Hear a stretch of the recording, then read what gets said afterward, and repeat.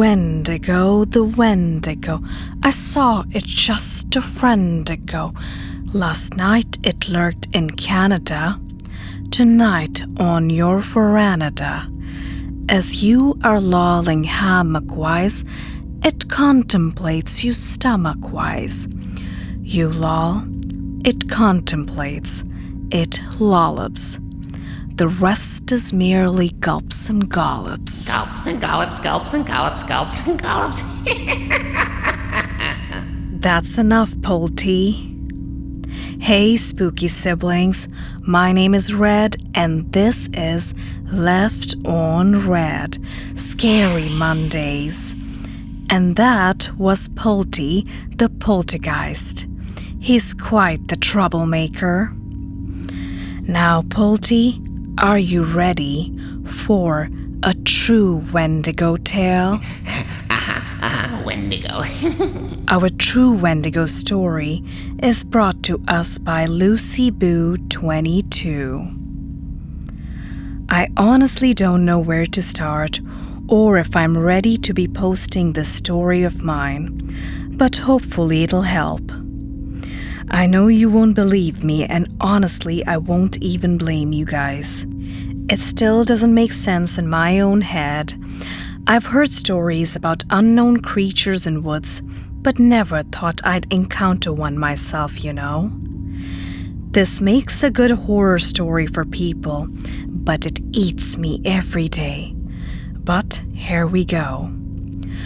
I love to go hiking. I go with my 3-year-old German Shepherd and let her go unleashed since we like to go to secluded places.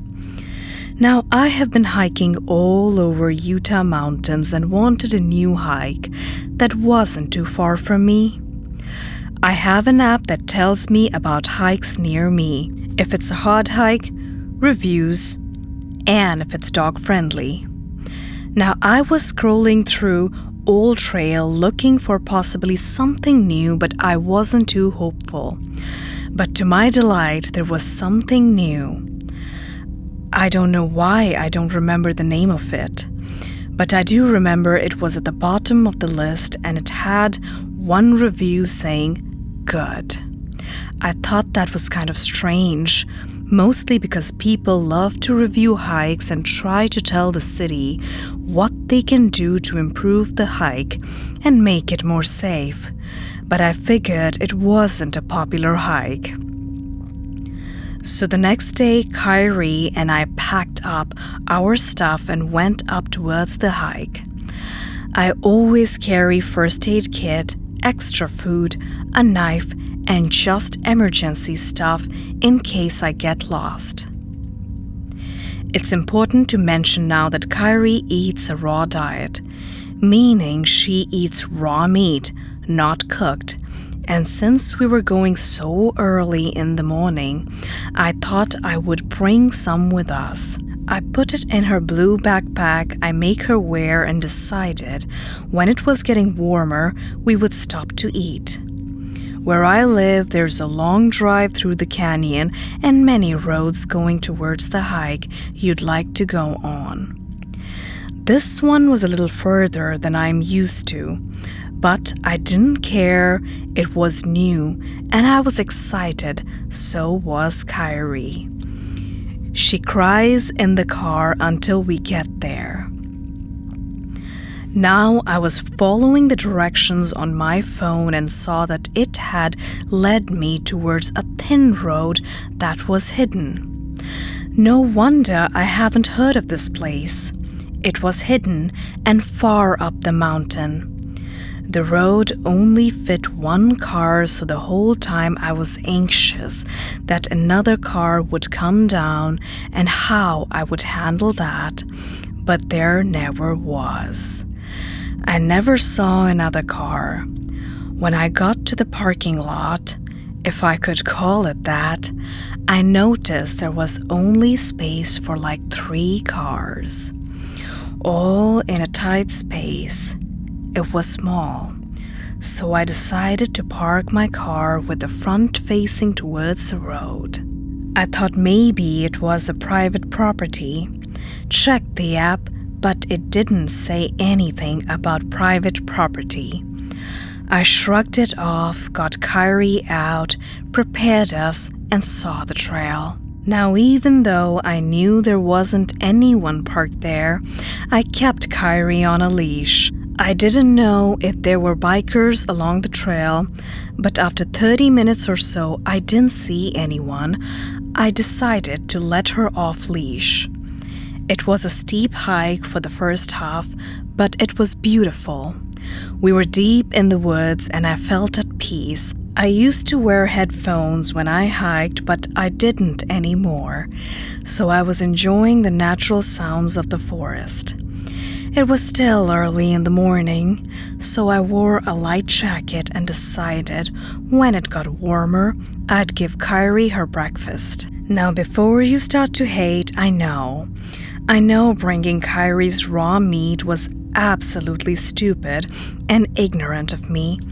I had never seen a bear or wolf or anything, so I got cocky and just thought it was okay.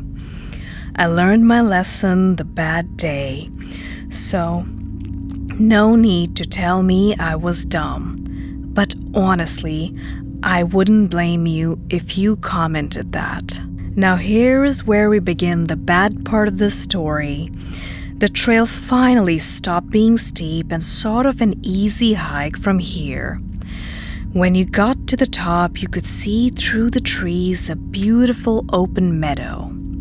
On the other side of it, you can hear a river and a waterfall. The trail went around the meadow.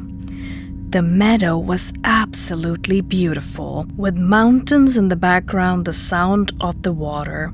This hike was almost the most beautiful one I had ever been to. When Kyrie and I were sort of in the center of the meadow, she stopped right in front of me and looked towards the meadow.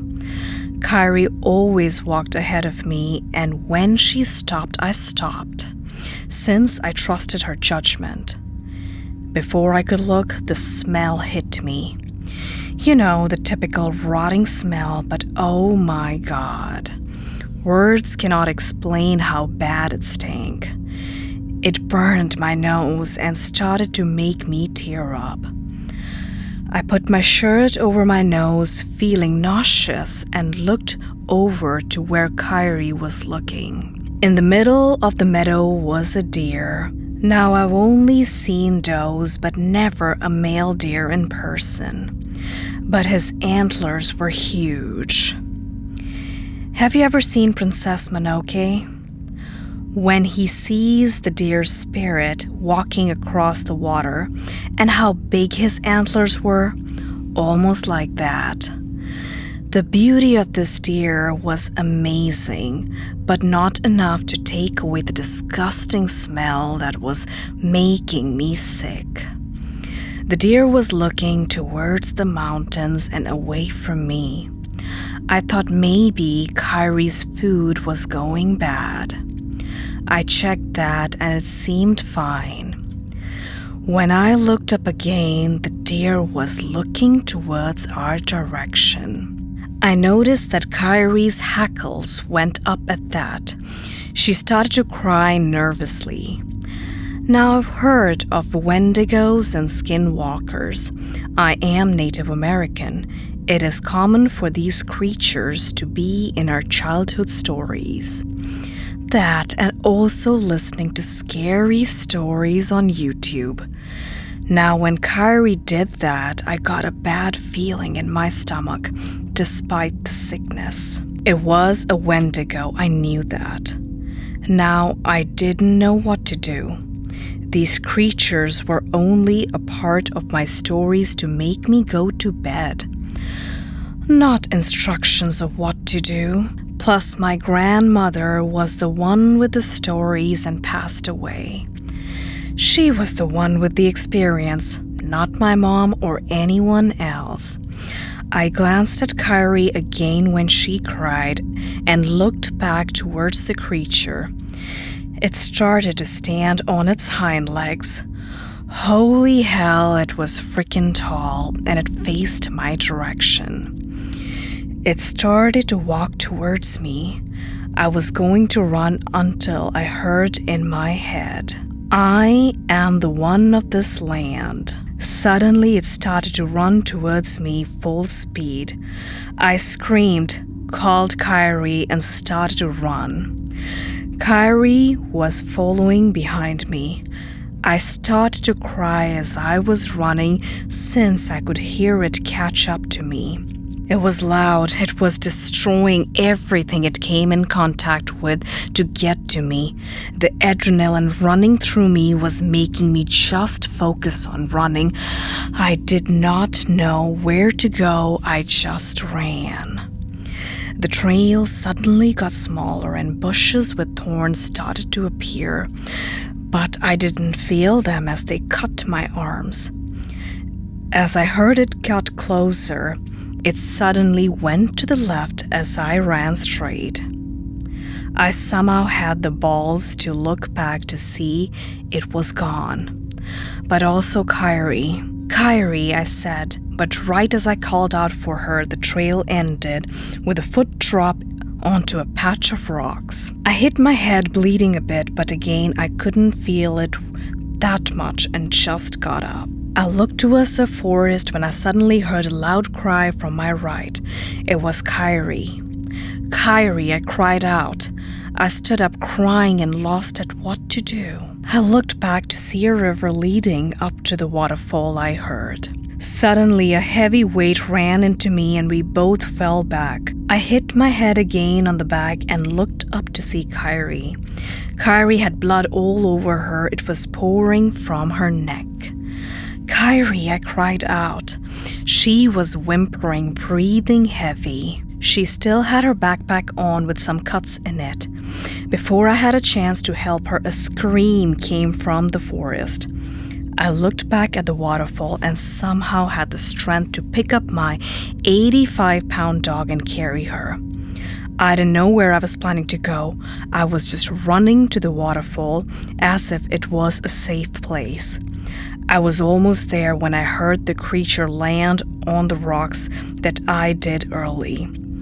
I tripped at that and looked back to see it looking at me. Its eyes were black, or I think so. It could also be that there wasn't anything in there.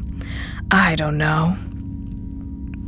I took off Kyrie's backpack and threw it towards the monster, hoping it would take the meat and just leave us alone.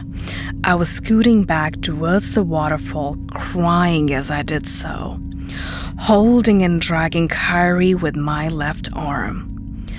I found that being so close to the creature made me literally weak to my knees. It walked over to me, taking huge steps. It looked so different than before. Before, it looked like a deer, and now, as it crawled over to me, it looked like a monster. I don't know how else to describe this awful demon. I don't. I'm sorry. But I felt water hit my head hard as I reached the waterfall. I kept going until I was up against the wall. There was barely enough space where water wasn't hitting our faces.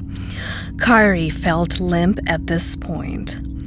I could somewhat see the creature through the water, but still saw it coming towards me. It stood on its hind legs when it was close enough to me, watching me. The smell was so disgusting. I couldn't help but throw up in my mouth. It reached his arms out to grab me.